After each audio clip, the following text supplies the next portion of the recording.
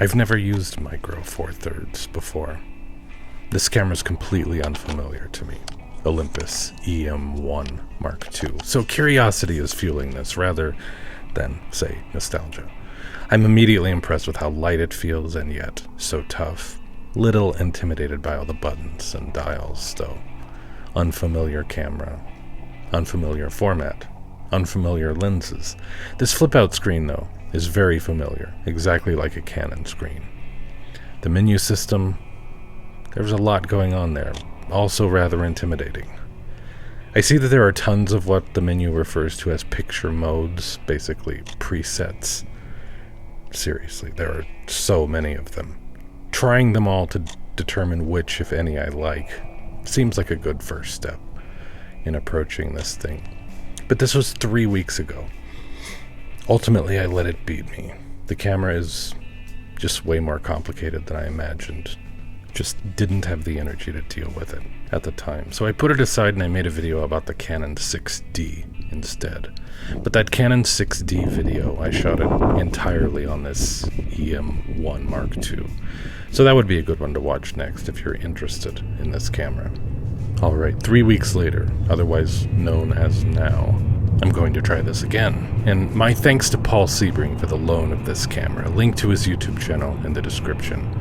Our lenses include Olympus 12 to 40mm f2.8, which goes for about $400 used. Paul loaned me the lenses as well. Olympus 75 to 300mm f4.8 to 6.7, 2, about $300 used currently.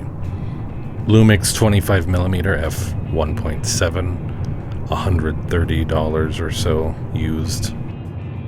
Olympus 45mm f1.8, $150 to $200 used. That's US dollars from the US. I was excited to walk around the streets, photograph buildings, walls, windows, details, that sort of thing, or at least I thought I was. When I got out here, I was actually not feeling particularly inspired at all. Sometimes just shooting something anyway will jumpstart things. I think this photo absolutely sucks, though. And immediately I start getting in a really toxic state of mind. I don't care for this shot either. I mean, I can tell just looking through the screen, but I really don't know what to shoot. The only emotion I'm experiencing is irritation. At this point, I just want to go home, get warm, have some coffee. All of a sudden, I don't even like photography anymore. Like, how do I do this again? Ugh, what a piece of shit. How do I do this again, and who gives a fuck? But I was completely blown away by the video capabilities of this thing when I was shooting my 6D video with it. It can basically do everything my R5 can do, minus a few things. 8K, 10-bit all-I, 12-bit RAW, 120 frames per second, 4K. Not that stuff, but I don't use that stuff. I would shoot 8K, but my laptop chokes on it. But the Olympus can shoot DCI 4K, not just UHD 4K. That's pretty awesome. It can shoot in a log profile as well, which I will later discover. Figuring out how to actually enable it in the menu, though, is kind of a pain in the ass, but it's definitely there. So I know it's a good camera. I understand that logically. And I connected with it doing video, but I'm not a big video guy. I'm a stills guy. And I'm struggling to connect with it for stills. Or maybe the problem has nothing to do with the camera. I'm tired. Burned out. Migraines every day, insomnia every night. I'm running on fumes, and I feel that to my core. So I just sat here for a while, debating whether to keep trying or to go somewhere else or to give up again, go home. Literally, I've performed more lens swaps at this point than I have taken photos. I don't know if I'm actually trying to accomplish something in the menu or just, I don't know, postponing, procrastinating. I'm realizing now merely shooting video out with the 6D the way I did POV video in no way helped to prepare me for the task at hand. I'm still exactly where I was 3 weeks ago. Should have done my research. Should have tackled the menu. I did start to research the menu a little bit, but it felt like homework. And I just want photography to be fun. But look, I'm not going to give up that easily, but I can't stay around here. Just miserable here. Not enjoying this at all. There's also this anxiety of being away from home. I started experiencing that maybe a year and a half ago. So I'm about an hour away from home, and I get this intense fear now of being away from my family. Like I'm gonna lose them, never see them again. You're watching someone become a mentally ill recluse in real time. And spoiler alert, it doesn't end well. I watched my mom go through pretty much the same thing. Now it's my turn. Yippee. Nature is what I need, to get the fuck away from people. I also started listening to an old favorite podcast that began and ended in 2010 that I fortunately have mostly archived. Not entirely, because it doesn't exist anywhere on the internet anymore, sadly. I'd really like to find a copy of the episodes I'm missing. But okay, I liked that last shot. I understand it's not going to set the world on fire with its greatness, but there, that's reasonable. I feel like we're onto something finally, and I feel like the 75 to 300 millimeter lens and I are going to become very good friends. Factoring in crop factor. I'm not sure how to express that without saying the word factor twice. Fully zoomed in, this lens gives us an equivalent field of view of 600 millimeters on full frame, and behaves like an f13.4 in terms of depth of field, but it's still letting in about 1.7 stops. More light than something like the Canon RF 600mm f11 that I've had my eye on for quite a while. Roughly 3 times more light, actually. So, $300 for this Olympus lens, pretty good deal. And what does the E-M1 Mark II cost? Roughly $550, some going for more, some going for less. So total of $850. And that Canon 600mm f11 lens goes for maybe $450 used, US. Okay, that's still a way better deal, the Canon lens. It doesn't zoom though. Without a doubt, the ability to zoom out a little bit for better composition is a huge help at times. Also, the Canon lens is presumably larger and heavier. Darker maximum aperture at f11, so it lets in less light than the Olympus at f6.7, but it also gives you a shallower depth of field if you're using it on full frame, as I mentioned. Of course, if you're not using it on full frame, then you'd have to apply another crop factor, but let's not go there. Those are not the sorts of things I enjoy talking about. Also, this Olympus has way better in-body stabilization than my R5 does, though that Canon RF 600mm lens also has stabilization, so that plus the in-body image stabilization should be pretty good. I mean, the R5 in-body stabilization is very good, mostly. It's just not at the same level as this E-M1 Mark II. The increased price tag might be a deal breaker, but there are some compelling reasons for me to choose this body and lens combo over something like the RF 600mm as far as semi-budget friendly massive telephoto photography options. The Olympus route is not quite as budget friendly as I'd like at the moment, but hopefully those prices will come down in the following years. But really impressed with the stabilization on this camera, both for photos and video. That's the biggest takeaway here. It's the best I've ever seen. When you half press the shutter and watch as the stabilization kicks on, it's shockingly good. But I'm loving this extreme telephoto photography, though I'm also trying to change it up, shoot with all the lenses. Also, I'm pleased to report that I'm starting to like shooting with this camera, genuinely.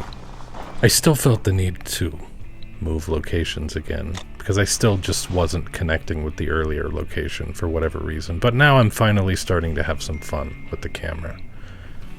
I'm starting to really get into it, but I don't think this is a camera you buy for its personality, really.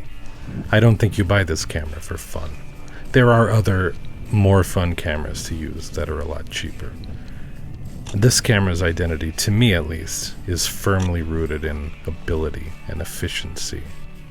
Random interjection. I'm experiencing a YouTube bug. As far as I know, it's a bug. In the videos tab, I can only see the last 30 videos I've posted.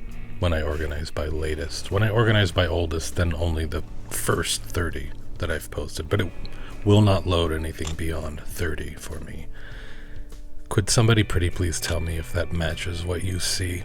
I've been talking to YouTube support for the last week. They've been zero help, and it's very clear when someone is required to go through the motions but has absolutely no interest in actually helping you.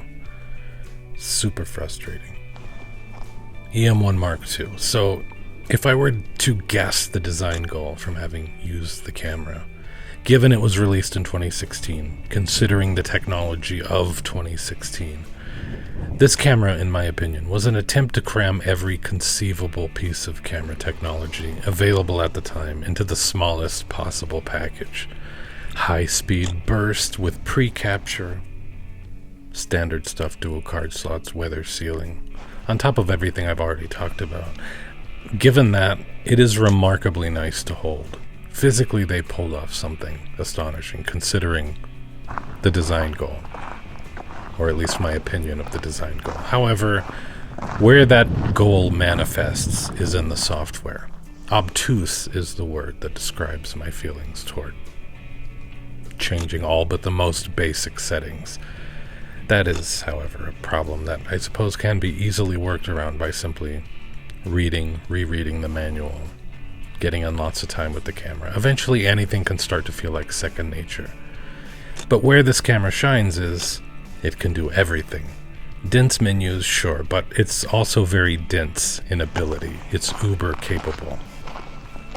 Future-proofed to the nth degree. One could easily own only this camera, and they would be fine for just about any kind of professional work. I didn't test it a ton, but even the eye-tracking autofocus is pretty good, for human subjects anyway, in stills mode.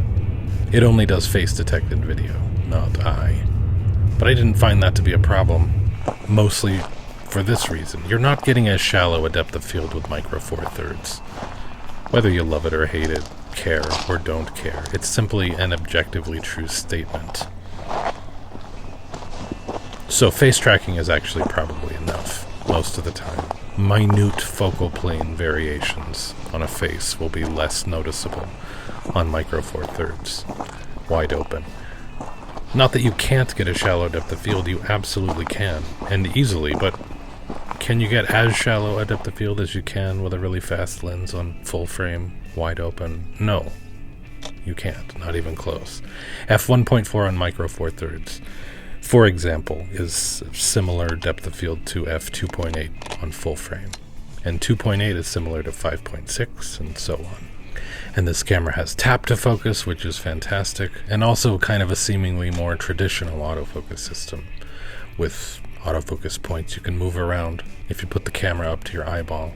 I believe the eyepiece is missing on this particular camera, but it was still comfortable to shoot with that way, pressed against my eyeball. I've been thinking a lot lately about what I actually want from a camera. And this experience is super valuable to me, trying other brands, other formats. I don't think I have a definitive answer yet, but I'm definitely getting there. But my take, and apologies if this offends in any way, it really shouldn't, it's meant with love. It's just an attempt to describe, but especially in terms of how this camera differs from other cameras that I have a lot of experience with. This is not a camera with a great deal of soul. Not a camera that seduces. It feels like a dev kit. It's a very geeky, overclocked, overpowered Raspberry Pi project. Kind of a prototype, but a very forward-thinking prototype. A technological marvel, especially considering how old it is now. It's like there were incredible engineers doing incredible work, but that they also had to then design the UI, and had no business doing so. And their involvement in the UI kind of gets in the way.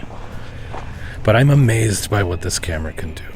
But it's not the camera of my dreams. But understand that doesn't mean it wouldn't be the camera of your dreams. It may well be. The amount of power you're getting for the amount of money you're spending is ridiculously stacked in your favor. I think when this camera launched in 2016, it probably would have been the camera of my dreams, because I was in a very different place then. a very utilitarian mindset. Usefulness was all that mattered to me in a tool. Finesse seemed irrelevant. Not in art, not in life, mind you, but in a tool, yes. But I don't feel that way anymore. How something feels to use directly impacts, colors every aspect of what I do with the camera, and how often, and how well, and how much pleasure versus friction it causes me. But if you do legitimately need all this power, let's say all the power of a modern camera, an older DSLR will not do for your specific needs. But you can't afford a modern mirrorless camera. Well, surprise, you actually probably can afford a modern mirrorless camera. This is a modern mirrorless camera. It's just not technically modern, but it is. I feel like these images in particular would really benefit from a full-frame sensor. Portraits in general, whether of a person or of the sweetest kitty cat to ever exist in the history of the universe. I can absolutely get a reasonable approximation of any image I happen to be going for, but if I don't say this, then I'm a liar by omission. From my perspective, shooting portraits with micro four thirds feels like a compromise. It's not a huge, massive deal. You can certainly still do a good job, get good stuff, but it's a little bit of a compromise. It is. I feel that. The images are sharp, the files hold up, but I still feel like I've lost something going from full frame to micro four thirds. On a positive note, the JPEGs look really nice straight out of camera. Everything has been JPEG straight out of camera, using the vivid picture mode setting. That's important to me, good JPEGs straight out of camera. And to be clear, I don't really feel that sense of compromise out here, just with portraits. Out here I'm really loving it. And the JPEGs exceeded my expectations. Somehow I had been brainwashed to think that only Canon JPEGs looked any good straight out of camera. Not so. Of course, I do always have to give the disclaimer that I'm colorblind, but I did not expect the JPEGs to be any good. I'm shooting RAW plus JPEG, but I never felt the need to open any of the RAW files, and I didn't. So, at the risk of being redundant, for just walking around shooting whatever I come across, from the perspective of someone who's basically shot full frame only forever, micro four thirds is not a particularly big deal in a negative sense, I mean. I'm talking about the feeling of having downgraded, in quotation marks. Though I do notice there's a little bit less pop occasionally. I mean, it depends on what I'm shooting and at what distance, but it's a little bit noticeable here and there. Sometimes it's not noticeable at all. It's very noticeable with portraits, as previously mentioned. It's really kind of not a problem for me, though. Especially in terms of video, because I don't really like an extremely shallow depth of field for video. I tend to go shallower with still photos. I like a little bit of shallow depth of field with video, and this can deliver that, so it's perfect. On the flip side, the crop factor really makes telephoto lenses kick so much ass on micro four thirds. It's why I question whether, instead of getting a big telephoto lens for my full frame, maybe getting a micro four thirds body, permanently pairing it with a telephoto might make more sense. Could end up being lighter, smaller, potentially quicker, easier in terms of not having to execute a lens change in the field, and maybe even cheaper, though maybe not. Anyway, it's something to consider, but I don't really feel any kind of longing to own a new camera or another old camera. I'm interested in continuing to try out cameras, especially non-Canon cameras, just for the experience of it. But as far as owning, I feel like most of my purchasing is behind me for a while.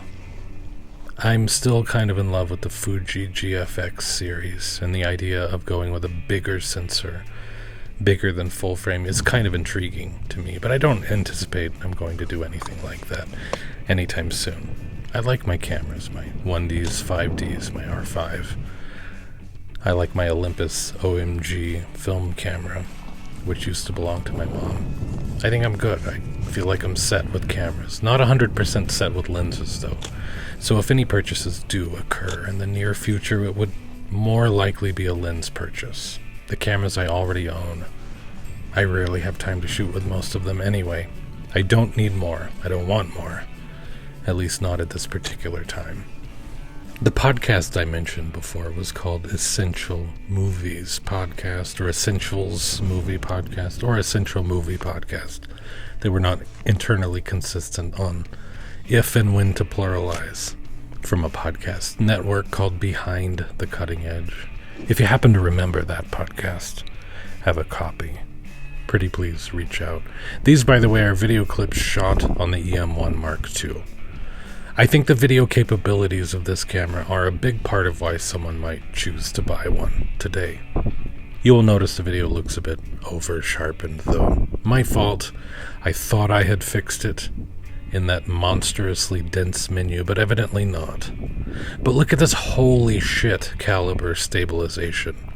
Not 100% perfect, but it's really good. It's not gimbal-like, but it's close. I'm walking over some pretty rough terrain here. When I walk this way with my R5, it looks like an earthquake. Granted, that's with a wide lens, and R5 stabilization is notoriously bad with a wide lens. But I'm using a wide lens on this camera, 12mm. It's doing great. But of course, considering the crop factor, the lens I'm using on the R5 is a lot wider in terms of field of view. Who knows, maybe this camera would struggle too if I had the same field of view. Kinda doubt it, though. But anyway, yes, you can dial the sharpening back. It's currently set to 0. And clearly, as you would expect, super intuitive. 0 means a shit ton of sharpening. -2 is apparently the setting that I should have chosen to get an image that doesn't look like over-sharpened garbage. Not 0. -2. Completely logical. Thank you, Olympus. Thank you. More and more, I'm getting into this camera, though, the shooting experience. Yes, a big, floppy, loud shutter can be incredibly satisfying, but so can a surgical little whisper of a click. There is a very precise feeling associated with taking a shot on this camera. So I was wrong. There really actually is a fun side to this camera. You just have to kind of discover it. You have to put all that unfriendly software stuff out of your mind, which admittedly is tough. But this camera at its most basic really is quite fun to use. It's just tough to get through it, all the overly complicated stuff, because it's so overly complicated. But that said, long term at least, I feel I'm more likely to seek out a larger sensor rather than a smaller one, specifically for higher resolution and smoother gradients. But way down the road. I like what I'm doing now, and I like how I'm doing it, and I like what I'm doing it with. Classic DSLRs mostly. These clips again were shot with the E-M1 Mark II. The video is quite good, and I wonder if it's just that digital sharpening at play. There is a look to it that reminds me of really good upscaled 1080p. It's probably the sharpening. The 4K-ish detail is definitely there, but there's something processed and kind of inorganic about it. It's a shame that I didn't get the sharpening turned all the way down in time. And now we're back to video shot with my little DJI POV camera, the Pocket 3, which is an amazing tool also. Kind of in a weird way reminds me of the Olympus, because I also didn't really like it much at first. I thought it was needlessly difficult and obtuse. And now, while I still agree with my original gripes, I've also learned to work with it, and I'm better off for it, because there is no other tool that can offer what it offers that I'm aware of. It's become a vital piece of equipment for me. But anyway, I'll go out and shoot a few more video clips here in a bit on the Olympus, with the sharpening definitely turned down this time to -2. So we'll see if that takes care of the concern I'm raising. But even like it was over-sharpened, it's still really good. It really comes down to my being spoiled. If you're into camera gear, or you're not just starting out looking for a first camera, you're probably spoiled too. Ridiculously spoiled. Even for the spoiled, there's a lot of benefit in a camera like this. Not just a camera like this camera. But if you're not spoiled, if indeed you are looking for a first camera, then holy shit, this one would be an amazing choice. Though it depends on what you want to get out of it. If you're a stills photographer only, and you want to become great at still photography, get an old DSLR. If you're more interested in shooting video, or you're more of a social media creator, then this would be an outstanding choice. It would totally shine in that capacity. This tree being lit, but the mountain behind it dark, made for an interesting shot, I think. Yeah, I like that one. Cool. And these clips, again, were shot with the E-M1 Mark II. Sharpening still set to 0, though. 0 sharpening, as in a lot of sharpening. And by that logic, here I am working on my 3rd cup of coffee, so I've had 0 coffee today, apparently. Wish I could have 0 money in my bank account. At least according to the rules of 0 as established by Olympus, where 0 means a huge amount of. Another demonstration of the spectacular stabilization, which I can't get over. I've tried many times to get walking shots with my R5. They're always unusable. With this camera, you can actually get usable walking shots. I'm jealous. Still, to this moment, I've not been able to get the on-screen display customized to my liking. Here I am trying again, and failing again. So where does that leave us on the photography side of things? I didn't connect with it at first. Found it cold and technical, kind of over-designed. I still kind of feel that way, but I also found a lot to love about it. And I discovered that it is actually quite a bit of fun if you can just sort of get past a few things. But certainly from the start, I had great respect for it. I struggled, but it didn't really get in the way all that much. I was able to get my shots right from the start. Though I didn't like what I was getting, that was obviously my fault and not the camera's fault. And to whatever degree it did get in the way, I know that would fade in time. I wish the menus and on-screen displays were a bit more dialed back, a bit less overwhelming, whatever. But sometimes that's what happens when you're a company with the product, with all the cool new technology. Often the user experience portion of the product tends to suffer. I don't think this camera is one that I'm going to run out and purchase, but I do feel that this camera has made its case. It gave me a lot to think about. And I really appreciate the loan of this camera. Please go take a look at Paul Sebring's photography YouTube channel. I think you'll like it. I certainly do. And I watch very little photography content on YouTube, but that's for practical reasons. It's not that I don't want to. But I do watch Paul's. It's excellent. I mean, I am a big fan. Okay, so here we go. No sharpening applied. Lowest possible setting. Dialed it back as far as it will go. I also figured out how to get the thing shooting in a log profile, and it's absolutely better now as a video camera. What is it with companies and over-the-top digital sharpening as default? Who likes that? So this is the next morning. I'm out shooting some product stuff for a company. And I grabbed a couple more shots to close this thing out, demonstrate how it looks sans sharpening with some sunlight. And it's ridiculously better. And now I'm sold. This is a damned fine video camera. Really impressive.